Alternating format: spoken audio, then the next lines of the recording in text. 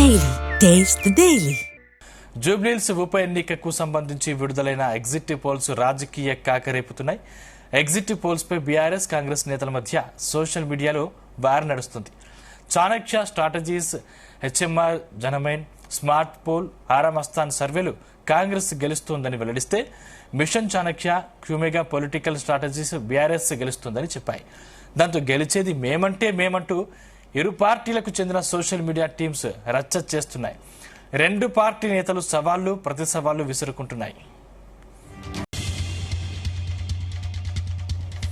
Right, ఇదే అంశానికి సంబంధించిన మరింత సమాచారం మా ప్రతినిధి వంశీ అందిస్తారు. వంశీ, జూబ్లీహిల్స్ బైపోల్ నిన్నటితోటి ఏదైతే ముగియడం జరిగింది, 14వ తారీఖున కౌంటింగ్ ఏదైతే జరగనుంది.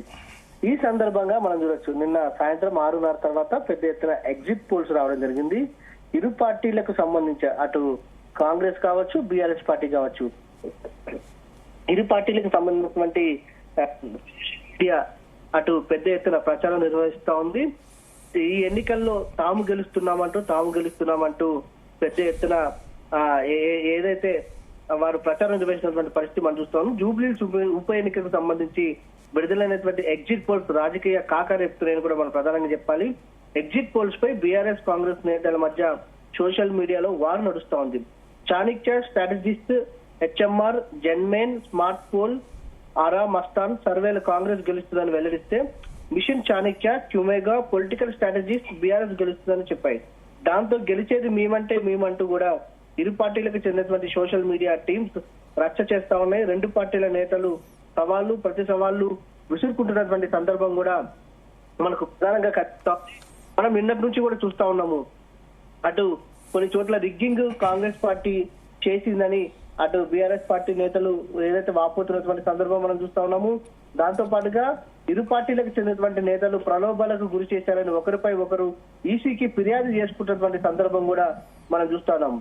ఏదైతే ఎలక్షన్ ముగిసిన తర్వాత ఈ యొక్క స్ట్రాటజిస్ట్ ఏదైతే ఎగ్జిట్ పోల్స్ ఏవైతే ఉన్నాయో, ఎగ్జిట్ పోల్స్ కావచ్చు, ఒపీనియన్ పోల్స్ కావచ్చు, వీటికి సంబంధించి కూడా పెద్ద ఎత్తున రావడం తోటి కూడా ఇరు పార్టీలకు సంబంధించినటువంటి నాయకులు సవాలు ప్రతి సవాలు విసురుకుంటా ఉన్నారు. తాము గెలవబోతున్నట్టు గెలుస్తామని కూడా ఇరు పార్టీలకు సంబంధించినటువంటి నాయకులు ప్రకటనలు చేసుకుంటా ఉన్నారు. At a time social media, ఈ ఏదైతే బీఆర్ఎస్ పార్టీకి సంబంధించినటువంటి సోషల్ మీడియా కావచ్చు, దాంతో పాటుగా కాంగ్రెస్ పార్టీకి సంబంధించినటువంటి సోషల్ మీడియా కావచ్చు, ఈ రెండు సోషల్ మీడియాలు కూడా చాలా వైబ్రెంట్ గా పనిచేస్తా ఉన్నాయి. ఈ ఎన్నికల్లో తాము గెలుస్తున్నామని కాంగ్రెస్ పార్టీకి సంబంధించిన సోషల్ మీడియా ప్రకటన చేస్తా ఉంది. మరోపక్క బీఆర్ఎస్ పార్టీకి సంబంధించిన సోషల్ మీడియా ప్రకటన చేస్తా ఉంది. ప్రధానంగా కాంగ్రెస్ పార్టీకి సంబంధించినటువంటి సర్వేలకు సంబంధించి గెలుస్తున్న ఏదైతే చాణక్య స్ట్రాటజిస్ట్, హెచ్ఎంఆర్ జన్మేన్, స్మార్ట్ పోల్, ఆరామస్థాన్ సర్వేలు కాంగ్రెస్ గెలుస్తున్న వెల్లడిస్తా ఉంది. ఏదైతే ఈ యొక్క 5 సర్వేలకు సంబంధించి కాంగ్రెస్ పార్టీకి అనుకూలంగా వచ్చేటువంటి ఈ 5 సర్వేలకు సంబంధించి పెద్ద ఎత్తున ప్రచారం నిర్వహిస్తా ఉన్నారు. ఈ సర్వేలో తామే గెలుస్తున్నామని కూడా తెలిపినటువంటి సందర్భం మనం చూస్తా ఉన్నాము. చాణక్య స్ట్రాటజిస్ట్ సంబంధించి చూస్తే మాత్రం 3% అటు బీఆర్ఎస్ పార్టీకి కాంగ్రెస్ కు సంబంధించి 3% ఓట్లతోటి కాంగ్రెస్ పార్టీ గెలుస్తుందని చెప్పడం చూస్తా ఉన్నాము. మరోపక్క హెచ్ఎంఆర్ జన్మేన్ కి సంబంధించిన సర్వే దాదాపుగా 6% మేర పోల్ ఏదైతే ఓటు షేర్ తోటి గెలుస్తున్నామని చెప్పడము, దాంతో పాటుగా స్మార్ట్ పోల్, ఆరామస్థాన్ సర్వేలకు సంబంధించి కూడా మనం చూస్తా ఉన్నాము. దీంతో పాటుగా బీఆర్ఎస్ పార్టీకి అనుకూలంగా వచ్చినటువంటి సర్వేలు చూస్తే, మిషన్ చాణక్య, క్యూమెగా పొలిటికల్ స్ట్రాటజిస్ట్ బీఆర్ఎస్ గెలుస్తుందని ఈ 3 స్ట్రాటజిస్టులు చెప్పినటువంటి సందర్భం మనం చూస్తా ఉన్నాము.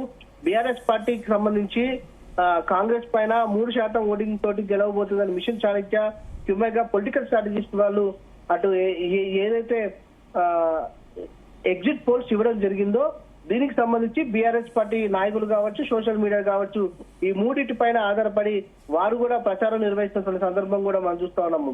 మొత్తం మీద ఈ ఎగ్జిట్ పోల్స్, ఒపీనియన్ పోల్స్ ఎలా ఉన్నా ఏమున్నా కూడా 14వ తారీఖున ఏదైతే జరిగేటటువంటి కౌంటింగ్ అంటే 10 టేబుల్స్ వేయబోతా ఉన్నారు. 10 రౌండ్స్ ఉండబోతున్నాయి. ఆ రోజున ఎవరి భవితవ్యం ఏంటి అనేది, ఏ పార్టీకి సంబంధించి గెలవబోతున్నారు, ఏ పార్టీ అభ్యర్థి గెలవబోతున్నారు అనేది మాత్రం 14వ తారీఖునే తేలనుందని చెప్పాలి మొత్తం మీద. వంశీ, అంటే ఎగ్జిట్ పోల్స్ ఎప్పుడు కూడా ఎగ్జాక్ట్ పోల్స్ కాదు, కానీ దాదాపు అన్ని ఎగ్జిట్ పోల్స్ కూడా కాంగ్రెస్ పార్టీకే పట్టం కట్టాయి. అంటే రిగ్గింగ్ జరిగిందని ఆరోపించారు చాలా మంది. చీరలు పెంచారు లేకపోతే డబ్బులు పెంచారని చాలా విమర్శలు ముట్టగట్టుకుంది కాంగ్రెస్ పార్టీ. కానీ ఇక్కడ దీంట్లో ఎగ్జిట్ పోల్స్ ఇచ్చిన సర్వేని ఎలా చూడాలి? ఎగ్జిట్ పోల్స్ అనేవి కొన్ని నిజాలు ఉంటాయి, కొన్ని ఏదైతే ఎగ్జాక్ట్ ఫిగర్స్ అనేవి ఉండవనేది మాత్రం మనం కరెక్ట్ గా చెప్పవచ్చు.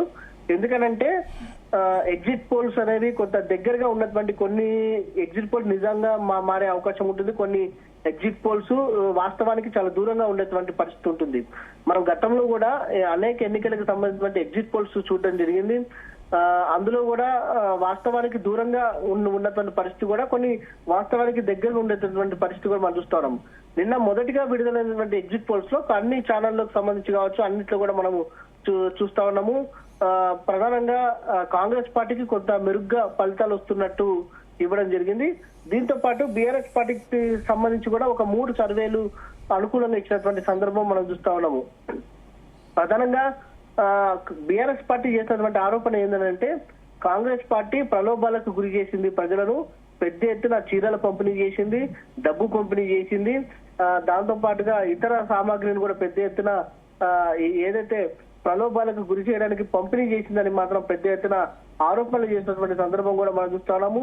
At a time Congress party కూడా మనం చూస్తా ఉన్నాము, ఏదైతే బీఆర్ఎస్ పార్టీ కూడా ప్రలోభాలకు గురి చేసిందని కాంగ్రెస్ పార్టీ కూడా ఆరోపణలు చేసినటువంటి సందర్భం కూడా మనం చూస్తా ఉన్నాము. ఏదేమైనా కూడా మొత్తానికి 14వ తారీఖున మాత్రం ఇరు పార్టీల అభ్యర్థుల భవితవ్యం మాత్రం తేలనుంది.